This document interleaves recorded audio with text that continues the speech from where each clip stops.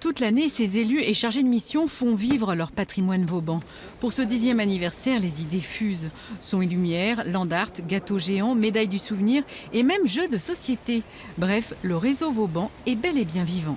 Une inscription au patrimoine mondial, on considère que ce n'est pas une mise sous cloche, mais un travail au continu et d'engagement à préserver les valeurs de ce bien et à les transmettre.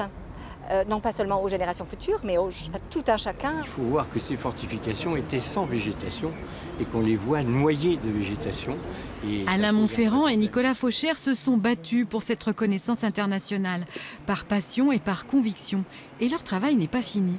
D'ici quelques années, il se pourrait que le réseau s'agrandisse. Le réseau doit passer à 15, puisque c'est la demande de l'UNESCO d'intégrer l'arène des citadelles, l'île, d'intégrer un site hydraulique, le Quesnoy, et d'intégrer une ville à l'étranger. On a choisi donc Breisach am Rhein parce qu'elle est la sœur jumelle du Neuf-Brisach en Alsace. C'est un peu un signe aussi pour l'Europe que, alors Neuf-Brisach, Vieux-Brisach, c'était deux villes qui se combattent, qui a vécu beaucoup de l'histoire.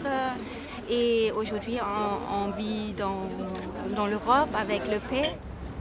Cerise sur le gâteau d'anniversaire, la visite de la tour de la Pelote. Endommagé par un incendie en 2013, le monument du XVe siècle était utilisé par Vauban pour défendre Besançon. La charpente a été refaite à l'identique. 835 pièces de bois, aucun élément métallique, que des assemblages en bois. Une visite privilégiée car la tour ne sera ouverte qu'exceptionnellement. Mais venez avec un smartphone au pied de la tour et vous pourrez la visiter virtuellement. On peut voir aussi la charpente, tout simplement pour la découvrir comme si nous y étions. Voilà.